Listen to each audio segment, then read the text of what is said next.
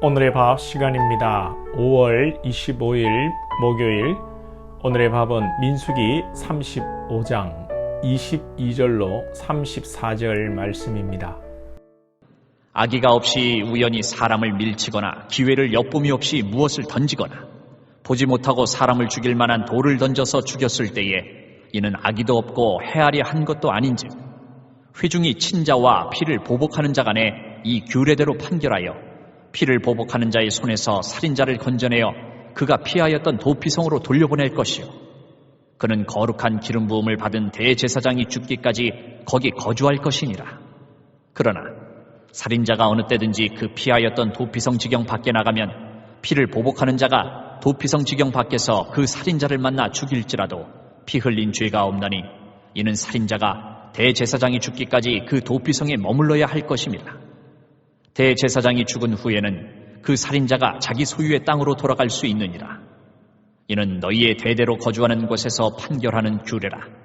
사람을 죽인 모든 자, 곧 살인한 자는 증인들의 말을 따라서 죽일 것이나 한 증인의 증거만 따라서 죽이지 말 것이요 고의로 살인죄를 범한 살인자는 생명의 속전을 받지 말고 반드시 죽일 것이며 또 도피성에 피한 자는 대제사장이 죽기 전에는 속전을 받고 그의 땅으로 돌아가 거주하게 하지 말 것이니라. 너희는 너희가 거주하는 땅을 더럽히지 말라. 피는 땅을 더럽히나니 피 흘림을 받은 땅은 그 피를 흘리게 한 자의 피가 아니면 속함을 받을 수 없느니라. 너희는 너희가 거주하는 땅, 곧 내가 거주하는 땅을 더럽히지 말라. 나 여호와는 이스라엘 자손 중에 있음이니라. 도피성에 대해서 계속 말씀하고 있습니다. 분명히 고의적인 살인은 사형입니다. 현대의 사형제도가 거의 폐지되었습니다. 사형이라는 형벌이 있고 사형이 법원에서 언도되지만 사형을 집행하지 않는 나라가 많습니다. 우리나라도 마찬가지입니다. 사형을 집행하는 것이 성경적인 것이 아닌가 조심스럽게 생각해 봅니다. 오늘 본문에는 고의성 없이 살인한 예를 들면서 과실로 사람을 죽였을 때 보복을 피해 도피성으로 피신시키고 대제사장이 죽을 때까지 도피성에서 생활하라고 말씀합니다. 신명기에도 보면 우연히 실수로 사람을 죽이는 예로 산에서 도끼질을 하는데 도끼날이 빠져서 사람을 해치는 경우를 말씀합니다. 실수로 사람을 죽이면 도피성으로 피하게 하는데 언제까지 도피성에 있어야 하는가 하면 당시에 대제사장이 죽으면 도피성에서 벗어나서 자유로운 몸으로 살아갈 수 있도록 합니다. 여기서 우리는 두 가지를 생각할 수 있습니다. 먼저는 아무리 실수로 사람을 죽였다고 하지만 그 일의 무거움으로 인하여 도피성에 갇혀 살아야 하는 것입니다. 그것이 과실치사에 대한 형벌입니다. 이런 의미에서 부지중에 살인한 사람에 대해서 도피성은 그야말로 도피성이 되기도 하지만 형벌로서의 감옥이 되는 것이죠. 그래서 우리는 모르고 어떤 일이 벌어졌을 때 예를 들어 사람을 다치게 하거나 또 우리가 모르고 한 말로 인해서 고의성이 없는 말이지만 누구에게 상처를 줬을 때 우리에게 책임이 있는 것입니다.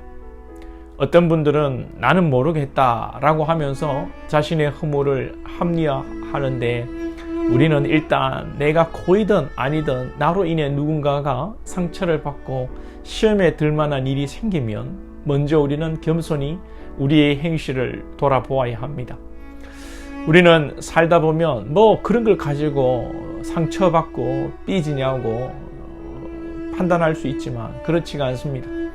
사람이 살아온 환경이 다르고 사람마다 감당할 역량이 다 다릅니다. 사랑을 많이 받고 또 풍족한 가운데서 자란 사람은 둥글둥글하게 살아갈 수도 있지만 어려운 환경에서 역경을 헤쳐나가며 살아온 사람들은 또 예민할 수도 있는 그런 문제들이 있습니다. 물론 이 모든 것은 예수 안에서 치유되고 회복되는 줄로 믿습니다만 그래도 사람이 연약하기 때문에 우리는 성숙한 자가 왜 그것을 가지고 그러냐고 할 것이 아니라 성숙한 자가 섬세하게 살피고 이해하고 보듬어야 합니다. 이것을 못하기 때문에 서로 다툼이 생기고 판단하고 정지하게 되는 것이죠. 그리고 대제사장이 죽으면 도피성에서 자유의 몸으로 집으로 돌아갈 수 있다고 합니다. 28절을 보시면 이는 살인자가 대제사장이 죽기까지 그 도피성에 머물러야 할 것임이라. 대제사장이 죽은 후에는 그 살인자가 자기 소유의 땅으로 돌아갈 수 있느니라. 대제사장이 죽어야 자유의 몸이 된다는 것은 대제사장이신 예수 그리스도가 우리의 죽음을 대속함으로 우리가 자유를 얻고 죄사함을 받는 그림과 똑같은 것입니다. 우리가 죽어야 하는데 우리가 예수님을 죽였고 우리가 하나님을 대적했고 우리가 마음으로라도 사람을 정죄하고 심적으로 죽이고 온갖 죄를 저질렀고 우상 숭배한 것에 대해 예수님이 우리를 대신하여 죽으심으로 우리의 죄를 사하셨고 우리는 자유를 얻고 생명을 얻은 것입니다. 우리의 구원은 예수님의 죽으심으로 이루어진 것입니다. 살인에 있어 고의로 죽인 자는 반드시 사형으로 죽여야 하고 과실로 실수로 죽인 자는 반드시 대제사장이 죽어야 하는 것입니다. 절대로 속전으로 즉 돈으로 살인에 대한 사죄를 받을 수 없다는 것입니다. 생명은 생명으로 대하는 것입니다. 세상은 불합리한 경우가 많습니다. 생명을 돈으로 사려고 하고 돈으로 모든 것을 살 수 있다고 생각하고 돈으로 권력도 학벌도 사람도 사려고 하는 세상입니다. 이 세상은 불의한 것입니다. 정의는 오직 하나님께 있고 또 정의와 더불어 속죄의 은혜도 하나님에게만 있는 것입니다. 이 땅에 소망이 없습니다. 그렇다고 허무주의로 살 것이 아니라 하나님의 정의와 하나님의 은혜가 사람에게 증거되도록 우리는 믿음으로 살고 복음을 증거하는 일을 위해 오늘도 우리에게 맡겨진 삶에 최선을 다하며 살아야 하는 것입니다. 하나님의 은혜와 정의가 여러분의 삶 가운데 충만하기를 축복합니다. 기도드리겠습니다. 하나님 아버지, 부주 중에 살인한 자가 도피성으로 피하는 것이 또한 대제사장이 죽을 때까지 피하는 것이 그에게 된 형벌입니다.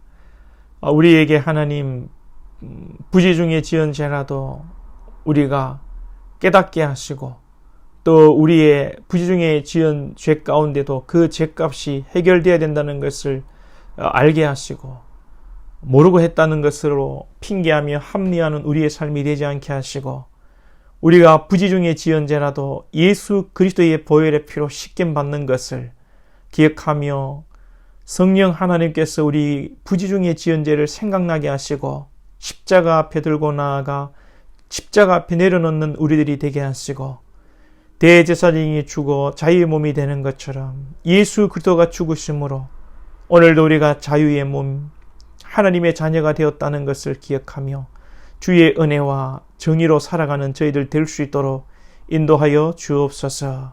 예수님의 이름으로 기도하옵나이다. 아멘.